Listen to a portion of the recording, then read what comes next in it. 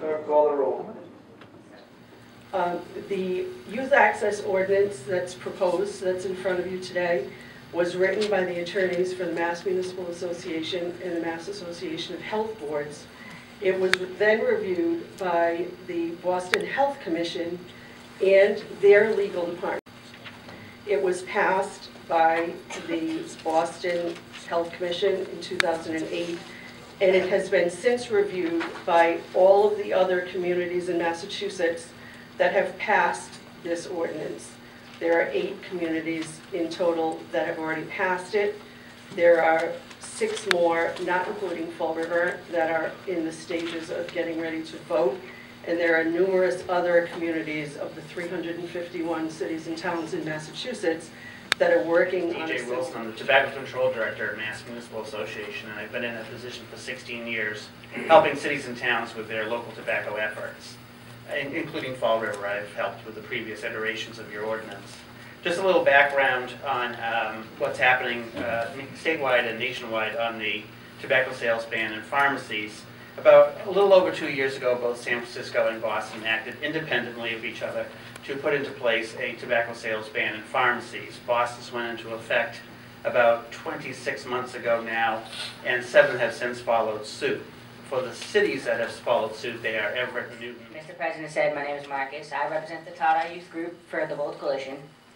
And I want to first start by saying that I understand and fully agree with the fact that unhealthy snacks should be banned from pharmacies and places like that to take care of the obesity issue. However, that's just a distractor from our real obligation, which is to make Fall River a healthier community for the youth, and so that we can do that by reducing the availability of tobacco.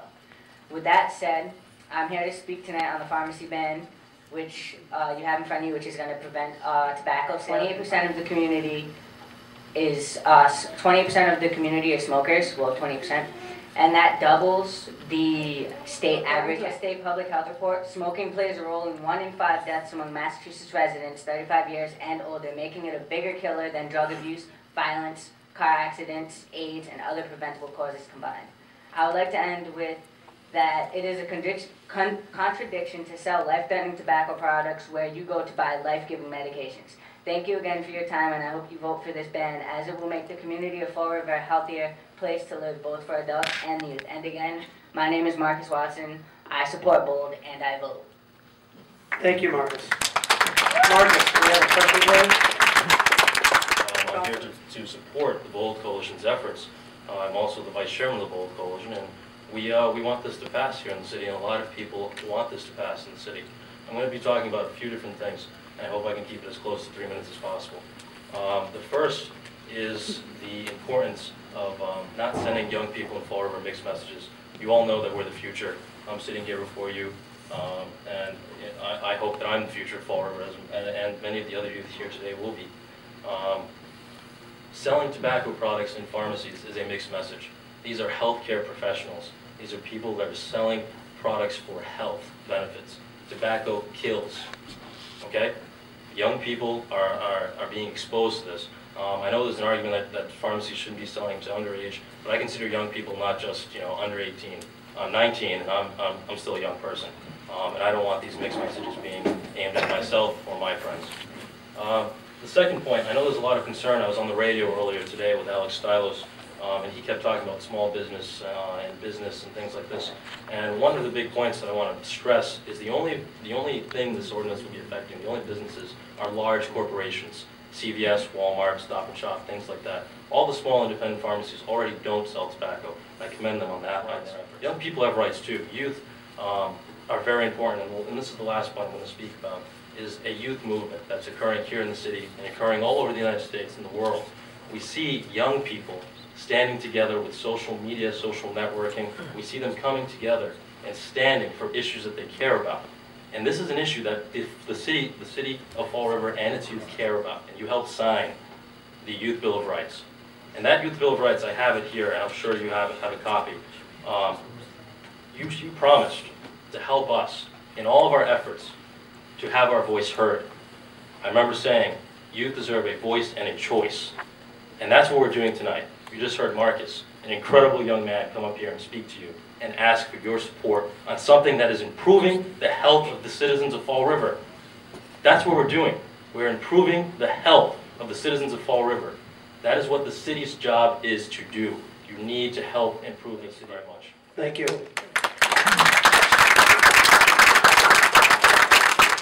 This is a unique situation.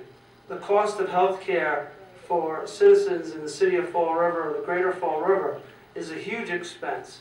Not just to those that smoke, but those that contribute, all citizens of Fall River and the South Coast. And that is a responsibility. Their choices we all pay for. And now we have a unique circumstance where we have a group of young individuals. We encourage youth, we encourage change, and then when people want to bring about change, we're often afraid of it. We have a very diverse group from different backgrounds who have come together for a common cause with the long-term goal of making the South Coast a healthier environment. And if we are going to improve this area, not just Fall River, but the greater Fall River, we have to improve our image. We have to expect more of ourselves. And that's going to start with the younger generation. And when you learn that when you respect one another and you respect authority, you can bring about positive change in this community. And I applaud you for that. And you single-handedly, your efforts have changed one individual's opinion on this matter. And for that, I thank you, because I do think going forward in the long term, you continue this effort, then we have a shot at continuing to turning our city around in the South Coast. And thank you. Well said.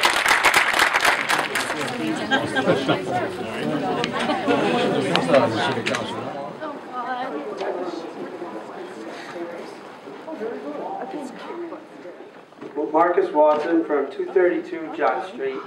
Marcus, just a reminder, there's a 3-minute time. I'm just here to say that I've said all that I've needed to say before. And I wanted to thank you for your continuing support, and hopefully, I don't know, things come out. Thank you. City Council will please come to order. Will the clerk call the roll? First of all, I'd like to thank the children from Bold for being involved in this, and I think we've done a great job.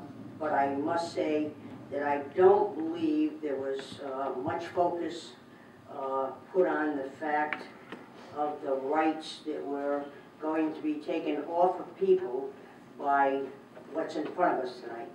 I don't believe that it was really explained to you about the rights that you were going to take away from the citizens of Fall River. I was 17 when I graduated from Durfee, and I hung around with all girls who smoked in high school. I was the only one in the crowd that didn't smoke, and I joined the service. And in basic training, when we went through the chow line, at the end of the chow line was a big bowl full of cigarettes, packs of cigarettes, that they gave to us for nothing. And I would take it. I didn't smoke. If I'd get back to the barracks, I'd throw it up in the air, and whoever took it had it. But the thing is, it didn't take long that I did start smoking. So I feel that we have to focus on doing everything that we can to stop people from smoking. But what's in front of us is not going to do that. What's in front of us is really not about smoking. It's really not about selling tobacco. What it's really about is it's taking the rights. And by voting yes for this, we are taking the rights of the city of Fall River. And by voting no, we are saying that we do not support taking the rights off of the city of Fall River. Something that I couldn't support because I think we're violating somebody's rights. You know, on every pack of cigarettes, you have a little sticker there, and it says, state of Massachusetts, and you're legal to sell it. And if the package didn't have a little sticker on it, then it'd be illegal to sell it because it comes from another state, another community, whatever the case may be. But that is not the case here. We're taking the rights off the pharmacies to sell cigarettes. what is going on and the way it's going on, I would like to save the city one lawsuit, because we just made. But to put it specifically to pharmacies, I just don't think that constitutionally it's just. So I won't be supporting this. Thank you very much. Thank you. Roll call?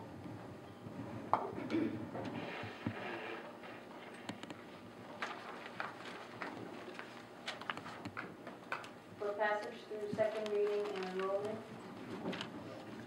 Councilors Bigelow, Yes. Mara, No. Casey, No. Kilby, Yes. Mitchell, Yes. Pelletier, No. Pereira, No. Poole, Yes. President Love. Yes.